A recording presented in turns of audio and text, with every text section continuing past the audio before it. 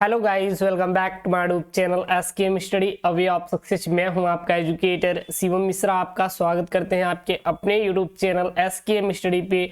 और यहां पे लेके आए क्लास 12 केमिस्ट्री का मॉडल पेपर। जी हाँ, ये जो कि आपके यूपी बोर्ड के द्वारा जारी किया गया मॉडल पेपर है।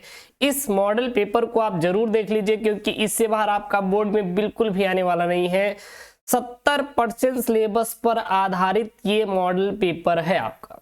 एक महत्वपूर्ण सूचना, इसका जो पीडीएफ है, मॉडल पेपर का पीडीएफ है, वो आप डाउनलोड कर सकते। कहां से? आपके अपने टेलीग्राम चैनल एसकेएम स्टडी से। टेलीग्राम चैनल का जो लिंक है वो डिस्क्रिप्शन बॉक्स के अंदर दिया है। जाइए फटाफट टेलीग्राम चैनल एसकेएम स्टडी को ज्वाइन कीजिए और वहां से बिल्कुल और बिल्कुल फ्री में अपने नोट्स पीडीएफ को डाउनलोड कीजिए। और हाँ, वहां पे आपको अपडेट, साथ ही साथ पीडीएफ और प्रीवियस ईयर क्वेश्चन पेपर भी प्रोवाइड किया जाता है। इसलिए जाके वहां से आप ज्वाइन करके आप डाउनलोड कर लीजिए। कोई अगर इशू आएगा तो बिल्कुल आप कमेंट बॉक्स है, कमेंट बॉक्स में कमेंट कर देंगे, हम उस इशू को दूर करने का प्रयास करेंगे। बिल्कुल चिंता मत कीजिएगा, ठीक है ना। तो ये जो मॉडल पेपर भाई साहब, ये बहुत ही इंपॉर्टेंट मॉडल पेपर है और जो कि बोर्ड परीक्षा 2023 के लिए है। आप इसको तैयार कर लीजिए और आपकी तैयारी में 4 चांद लगाने के लिए आ गया है एसकेएम स्टडी यूट्यूब चैनल। बिल्कुल और बिल्कुल फ्री में आपकी बोर्ड परीक्षा की तैयारी करवाएगा और 95% प्लस आपका स्कोर करवाएंगे। इसकी 100% गारंटी हमारी है, ठीक ना। 100% गारंटी मेरी है स्कोर करवाने का। इसकी चिंता बिल्कुल भी आप मत करिए कि हम कैसे करेंगे। जो आपको दिया जा रहा है मटेरियल एसकेएम स्टडी के द्वारा, केवल उन्हीं को पढ़ना है, उन्हीं को फॉलो कीजिए और आपको कुछ भी पढ़ने की जरूरत बिल्कुल भी नहीं है। क्लियर है? तो देखिए, ये आपका क्लास 12 केमिस्ट्री का पेपर है कक्षा 12वीं वालों के लिए। आपके पास 3 घंटे 15 मिनट का समय होगा और 70 नंबर का क्या रहेगा? आपका पूर्णांक रहेगा। ये 70 नंबर का क्या रहने वाला है? आपका पूर्णांक रहने वाला है। 70 नंबर आपको सॉल्व करने के लिए टाइम वहां पे दिया जाएगा, ठीक है ना। यहाँ पे कुछ निर्देश दिए रहेंगे। प्रारंभ के जो 15 मिनट रहेंगे वो आपको प्रश्न पत्र पढ़ने के लिए निर्धारित रहेंगे। आप आराम से अपने प्रश्न पत्र को पढ़िए और उसके बाद उसका आंसर दीजिए। सभी प्रश्न आपको करना अनिवार्य रहेगा। प्रत्येक प्रश्न के निर्धारित अंक उसके सामने दिए रहेंगे। गणनात्मक गणनात्मक का मतलब ये होता है कि किसी जो क्वेश्चन का होता है उसको सॉल्व करना होता है, ठीक है ना। जैसे कि मान लीजिए प्रथम कोट की अभिक्रिया का कोट स्थिरांक आपको बताना है, तो उसमें जो प्रथम कोट की अभिक्रिया होगी स्टेप बाय स्टेप आप लिखेंगे। तो वही होता है कि गणनात्मक प्रश्नों में गणना के समस्त पदों को आपको देना है। तीसरा, प्रश्नों के प्रासंगिक उत्तर दीजिए। अगर वो पूछा कि भाई साहब प्रथम कोट की अभिक्रिया को समझाइए, तो आपको प्रथम कोट की अभिक्रिया को समझाना है, ना कि शून्य कोट की अभिक्रिया को आपको समझा देना है। और आप ये सोच रहे हैं कि शून्य कोट की अभिक्रिया समझा देंगे तो आपको एग्जामिनर अच्छा नंबर दे देगा, तो ऐसा वो बिल्कुल नहीं करेगा भाई साहब। आपको नंबर नहीं देगा बल्कि वो फेल कर देगा। तो आप ये मेजर जो चीजें हैं यहाँ पे, उस पर आप लोग ध्यान दीजिएगा कि कैसे क्या करना है। क्लियर है? यहाँ पे जहां पर आवश्यक हो रासायनिक समीकरण आपको देना। जहां पर आपको लगे कि भाई साहब ये इंपॉर्टेंट है, तो वहां पे आप इक्वेशन दीजिए, रासायनिक समीकरण को आपको देना है। क्लियर है यहाँ पे? चलिए, सबसे पहले आपका बहुविकल्पी प्रश्न शुरू होगा। प्रश्न नंबर 1 यहाँ पे है कि इस प्रश्न के प्रत्येक खंड में 4 विकल्प दिए गए हैं। सही विकल्प चुनकर उसे अपनी उत्तर पुस्तिका में लिखिए। यानी प्रश्न नंबर 1 जो है ये आपका बहुविकल्पी प्रश्न है। और बहुविकल्पी यहाँ पे प्रश्न देखेंगे तो कुल आपके पास 5 बहुविकल्पी, 5 1 6 बहुविकल्पी प्रश्न होंगे। कितने बहुविकल्पी प्रश्न होंगे?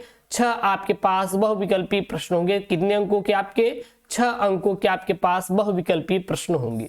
सबसे पहला प्रश्न है यहाँ पे, फलक केंद्रित घनीय कोष्टिका में परमाणुओं की संख्या कितनी होगी? हर एक का आंसर आपको दबा के कमेंट बॉक्स में लिखना है।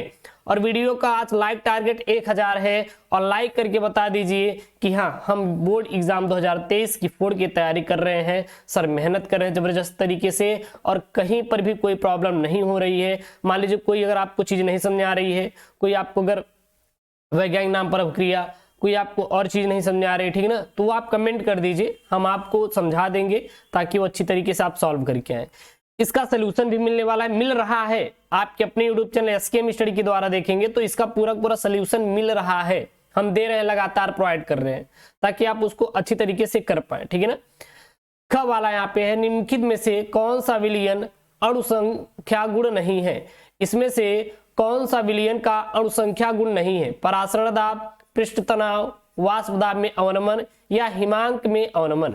ये आपका एक एक नंबर के प्रश्न है, काफी इंपॉर्टेंट वाले क्वेश्चन है। सारे के सारे क्वेश्चन सॉल्व करके चले जाइएगा। अगर 6 अंक है ना तो आराम से आपके 2 से 3 अंक आपको पेपर में देखने के लिए मिल जाएंगे, ठीक ना, इससे बाहर आने वाला भी नहीं है। फिर ग वाला है, शून्य कोट की अभिक्रिया के दर नियतांक का मात्रक लिखिए। शून्य कोट की जो अभिक्रिया होती है उसके दर नियतांक का मात्रक क्या होता है, यूनिट क्या होता है? लीटर सेकंड इनवर्स होता है, लीटर मोल इनवर्स सेकंड होता है, या फिर mole litre inverse second inverse होता है, या फिर आपका होता है मोल सेकंड इनवर्स होता है। उसके बाद यहाँ पे घ वाला है, निम्नलिखित में से कौन सा यौगिक कैनिजारो अभिक्रिया नहीं है, यानी कि कैनिजारो अभिक्रिया को नहीं देता है?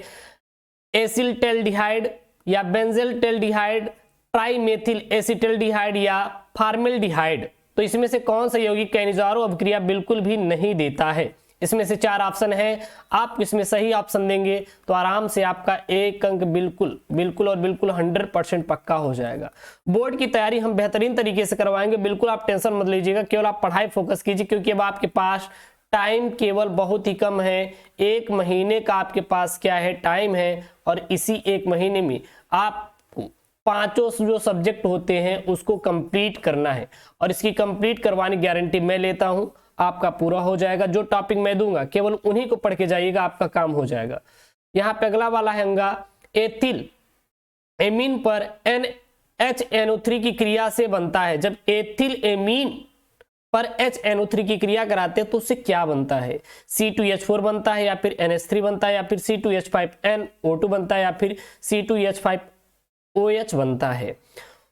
उसके बाद यहाँ पे एक क्या वाला प्रश्न है, ग्लूकोज अपचायक गुण प्रदर्शित करता है। जो ग्लूकोज होता है यह अपचायक गुण प्रदर्शित करता है। अब ग्लूकोज भाई साहब अपचायक गुण क्यों प्रदर्शित करता है, ऐसा क्या रीजन होता है? आखिरकार क्यों ग्लूकोज ही अपचायक गुण प्रदर्शित करता है? इसमें कोई ना कोई खास तो बात होगी, तभी तो अपचायक गुण प्रदर्शित कर रहा है, लेकिन क्यों कर रहा है, क्या रीजन है? क्या यह एल्डिहाइड समूह से जुड़ा है इसलिए अपचायक गुण प्रदर्शित कर रहा है, या फिर ये कीटोन समूह से जुड़ा है इसलिए अपचायक गुण प्रदर्शित कर रहा है, या फिर हाइड्रोक्सिल समूह से जुड़ा है इसलिए अपचायक गुण प्रदर्शित कर रहा है, या फिर NH2 समूह से जुड़ा है इसलिए अपचायक गुण प्रदर्शित कर रहा है? आखिरकार ग्लूकोज अपचायक गुण क्यों प्रदर्शित कर रहा है, ठीक है ना। उसके बाद यहाँ पे आपके अति लघु उत्तरीय प्रश्न आएंगे। जी हाँ, ये आपके क्या है, अति लघु उत्तरीय प्रश्न है। उत्तरीय प्रश्न है, कौन से प्रश्न है? अति लघु उत्तरीय प्रश्न है। प्रश्न नंबर 2 है, प्रश्न नंबर 2 का आपका क है, क्या है? एक तत्व ए परमाणु द्रव्यमान 100 की संरचना BCC तथा एकक कोशिका कोर लंबाई 400 पिकोमीटर है। तो इसमें आपके 2 क्वेश्चन है, दोनों पूछा है, आप ए का घनत्व ज्ञात कीजिए, 100 ग्राम ए में एकक कोशिका की संख्या बताइए, जहां पे Na कितना दिया है 6.023 इंटू 10⁻23 मोल इनवर्स दिया हुआ है। तो यहाँ पे ए का घनत्व ज्ञात करना है, ए का घनत्व आपको फाइंड करना है। दूसरा क्या करना है, 100 ग्राम ए में एकक कोशिका की संख्या आपको बताना है, फाइंड आउट करना है। उसके बाद यहाँ पे मोल प्रभाज किसे कहते हैं, क्या होता है मोल प्रभाज, हर एक प्रश्नों को यहाँ पे सॉल्व करवाऊंगा, और हो भी रहा है। आप देखेंगे तो पिछले क्लास में सर ने एक स्पेशल टीचर हायर करके रखा गया है आपके लिए, केवल कि भाई वो आएंगे आपको सॉल्व करवाएंगे। सर को लगा दिया गया है कि भाई साहब आप केवल बच्चों को पेपर सॉल्व करवाइए। आप देखेंगे तो रिपीटेड मॉडल पेपर सॉल्व हो रहे हैं, क्वेश्चन पेपर सॉल्व हो रहे हैं, पिछले 5 साल के हम लोग क्वेश्चन पेपर सॉल्व करा रहे हैं। ऐसी वीडियो आपको कहीं नहीं मिलेगी, पूरे यूट्यूब पे आप ढूंढ लीजिएगा, कोई देने वाला नहीं है, केवल SKM स्टडी पे मिल रहा है previous year question paper solution, ठीक है ना। विलेय के मोल प्रभाज एवं वाष्प पदार्थ में अवनमन के संबंध का व्यंजक लिखिए। कितने नंबर का है, 2 नंबर का है। फिर यहाँ पे गवाला 1 मोल H2SO4 विलयन की तुल्यांकीय चालकता की गणना कीजिए यदि इसकी विशिष्ट चालकता 26 × 10⁻2 ओम इनवर्स सेंटीमीटर इनवर्स है। और यहाँ पे सल्फर का जो परमाणु भार दिया है, कितना दिया है, 32 दिया है, आपका 2 नंबर का। जी हाँ, 2 अंकों का ये आपका क्या है, क्वेश्चन है। उसके बाद यहाँ पे घ वाला है, स्कंदन की हार्डी सुलझे नियम क्या है, समझाइए। जो स्कंदन का हार्डी सुलझे नियम होता है, क्या होता है, आपको समझाना है। उसके बाद प्रश्न नंबर 3 है, प्रश्न नंबर 3 का यहाँ पे क्या है, क है। क क्या है, सरल घनी एकक कोशिका में संकुलन क्षमता की गणना कीजिए। जो सरल घनी एकक कोशिका होती है उसमें संकुलन क्षमता क्या होता है, उसको आपको गणना करना है। कितने नंबर का है, आपका 2 नंबर का है। अक्रिय गैसों की दो विशेषताएं एवं उपयोग लिखिए। अब यहाँ पे मैं जो टिक लगवा रहा हूँ भाई साहब इसको रट लीजिएगा, एक अक्रिय गैसों वाला रट लीजिएगा, ये काफी इंपॉर्टेंट है। और दूसरा इंपॉर्टेंट है रटना है आपको कौन सा, ये वाला आईपीएसी नाम वाला। जी हाँ, आईपीएसी नाम आपके हर साल बोर्ड परीक्षा में आपका पूछा जाता है, आईपीएसी नाम हर साल आपकी बोर्ड परीक्षा में पूछा जाता है भाई साहब, इसको रट डालिए। और ये वाला आप कर लीजिएगा, डीएनए तथा आरएनए के महत्वपूर्ण संरचनात्मक एवं क्रियात्मक अंतर लिखिए। डीएनए और आरएनए में अंतर जो कि आपके बोर्ड एग्जाम में, जी हाँ बोर्ड एग्जाम में हर साल पूछा जाता है, इसको आप रट लेंगे। उसके बाद यहाँ पे चौथा क है, चौथा क क्या है, 0.5 मोल लीटर इनवर्स NaOH विलयन के स्तंभ का विद्युत प्रतिरोध 5.55 इंटू 10⁻³ ओम है, तो इसका व्यास 1 सेंटीमीटर, लंबाई 50 सेंटीमीटर है। इसकी प्रतिरोधकता, विशिष्ट चालकता तथा मोलर चालकता का परिकलन कीजिए, आपका 3 नंबर का क्वेश्चन है। उसके बाद ये दोनों आप कर लीजिएगा, काफी इंपॉर्टेंट वाले आपके टॉपिक है, पेप्टीकरण अपवहन। जी हाँ, पेप्टीकरण अपवहन आपके हर साल बोर्ड परीक्षा में पूछा जाता है, ये काफी इंपॉर्टेंट वाला आपका क्वेश्चन है, ठीक है ना, इसको रट लेंगे। उसके बाद यहाँ पे है ग वाला, प्राथमिक, द्वितीयक एवं तृतीयक एमिनो की पहचान की विधि रासायनिक समीकरण सहित आपको लिखना है। और ग्लूकोज की संरचना का सूत्र और ग्लूकोसैकरिक अम्ल तथा ग्लूकोऑक्सिम कैसे प्राप्त करेंगे, समीकरण दीजिए, आपका 3 नंबर का ये क्वेश्चन है। इसमें जो इंपॉर्टेंट है वो आपका ग वाला है, इसको लगा लीजिए क्योंकि भाई साहब ये आपकी बोर्ड में आ सकता है। उसके बाद पांचवा यहाँ पे न्यूमेरिकल है, आप न्यूमेरिकल करेंगे, ठीक है ना। और यहाँ पे देखिए प्रथम कोट का अवक्रिया वाला भाई साहब, इसको तो रट ही लीजिए क्योंकि आपके बोर्ड में इससे बाहर देख लीजिएगा आने वाला क्वेश्चन भी नहीं है।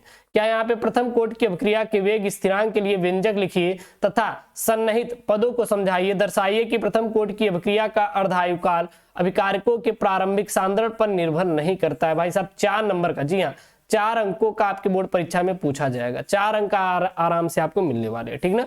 उसके बाद एक ये पढ़ लीजिएगा लिगेंड वाला, ये भाई साहब बहुत important, ligand, what is ligand, ये हर साल आपके बोर्ड परीक्षा में आता है, ये देख सकते हैं 4 नंबर का, ये 4 नंबर के क्वेश्चन है। ये संक्रमण तत्व वाला भी काफी इंपॉर्टेंट होता है। तो ये जो टॉपिक देखिए, केमिस्ट्री में कुछ ऐसे टॉपिक होते हैं जो कि बोर्ड परीक्षा में आपके हर साल रिपीट किए जाते हैं, और कुछ ऐसे टॉपिक होते हैं जो कि 1 साल आ गए, फिर 2 साल नहीं आएंगे, फिर वो तीसरे साल पूछे जाते हैं, फिर नहीं आएंगे, फिर वो 5वें 6वें साल पूछे जाते हैं। तो कुछ पैरेलल चलते हैं और कुछ होते हैं जो कि बार बार रिपीट किए जाते हैं, क्योंकि आपके पास 7 सेट होते हैं और 7 के साथ तो सेट जो होते हैं वो पैरेलल पूछे जाते हैं, ठीक है ना। कुछ इस प्रकार से वो पूछा जाता है वहां पे।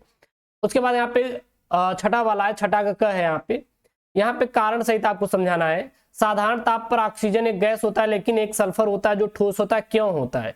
अगर हम कोई साधारण ताप है, मान लीजिए 39 डिग्री सेल्सियस ताप ले रहे हैं, ठीक है ना, तो वहां पे देखेंगे तो जो ऑक्सीजन होता है वो गैस होता है, लेकिन अगर वहीं पे हम लोग रख दे कोई भी सल्फर को तो वो ठोस में बदल जाता है। ऐसा क्या होता है, कोई ना कोई तो रीजन होगा, कोई ना कोई तो रीजन होगा ना। हैलोजन प्रबल ऑक्सीकारक क्यों होते हैं, आपको यहाँ पे अंतर स्पष्ट करना। साथ ही साथ उत्कृष्ट गैसों का क्वथनांक बहुत कम होता है, ऐसा क्यों होता है। ये सारे आपके 5 नंबर, ये तो मैं करवा ही दिया हूँ। हैबर विधि द्वारा अमोनिया का निर्माण, जी हाँ ये काफी इंपॉर्टेंट वाला आपका टॉपिक है जो कि मैंने करवा दिया है। हैबर विधि द्वारा अमोनिया का निर्माण कैसे करेंगे, इंपॉर्टेंट टॉपिक मैंने करवा के खत्म कर दिया। उसके बाद यहाँ पे निम्नलिखित पर टिप्पणी कीजिए। राइमर टीमर अभिक्रिया, कोल्बे अभिक्रिया और विलियमसन संश्लेषण। भाई साहब इसमें ये दोनों को दोनों काफी इंपॉर्टेंट वाले हैं, ये आप कंप्लीट कर लीजिए क्योंकि इससे बाहर आपका एक भी प्रश्न आने वाला नहीं है। आराम से आपको 5 अंक यहाँ पे मिलने वाला है, ठीक है ना। और क्या होता है जब ये तो हर साल आपके बोर्ड में आता है, बोर्ड में हर साल परीक्षा में आता है, आप रट सकते हैं, इसको रटना है, ठीक है ना। उसके बाद यहाँ पे आ जाएंगे तो यहाँ पे आपका 5 नंबर का क्वेश्चन है। एरिल हैलाइड नाभिकारागी प्रतिस्थापन अभिक्रिया किन कारणों से कम क्रियाशील होते हैं, आपको रीजन देना है, 5 नंबर का है। ये इतना इंपॉर्टेंट नहीं है, पढ़ना तो पढ़ सकते हैं, लगा सकते हैं, लेकिन या फिर आपको ये समझाने हैं। इसमें से आप ये पढ़ लेंगे तो ज्यादा बेटर रहेगा। ये वाला पहला वाला जो है इसमें से ये काफी इंपॉर्टेंट वाला है कि क्लोरीन यद्यपि इलेक्ट्रॉन अपने एक समूह है, फिर भी यह एरोमेटिक इलेक्ट्रॉन रागी प्रतिस्थापन अभिक्रिया में आर्थो तथा पैरा निर्देशक होते हैं, ऐसा क्यों, ठीक है ना। और फिर यहाँ पे आपको सरल रासायनिक परीक्षण करने के लिए दे देगा कि भाई प्रोपेनॉल और प्रोपेनोन को आप बताइए, फिनॉल और बेंजोइक अम्ल हो गया, एसीटोफिनॉल और बेंजोफिनॉल हो गया, तो ये सब समझाने के लिए आता है। और यहाँ पे आपको केवल रासायनिक समीकरण आपको लिखने के लिए आता है। भाई साहब ये 5 अंकों का आता है, कितने अंकों का आता है, आपके बोर्ड परीक्षा में 5 अंकों का पूछा जाता है, ये देख सकते हैं। तो अगर इनको लिखना चाहते हो तो भाई साहब इसको आप तैयार कर सकते हैं, लेकिन इसका सोल्यूशन आपको एसकेएम स्टडी यूट्यूब चैनल पे मिल ही रहा है। आप देख सकते हैं लगातार हम लोग वीडियो प्रोवाइड कर रहे हैं। और ये मॉडल पेपर मैं पीडीएफ जाके एसकेएम स्टडी टेलीग्राम पे भेज दूंगा। अगर आपको डाउनलोड करना है तो link in the description box जाके एसकेएम स्टडी टेलीग्राम को ज्वाइन कीजिए। ओके दोस्तों, thank you, Jai Hind, take care, bye bye.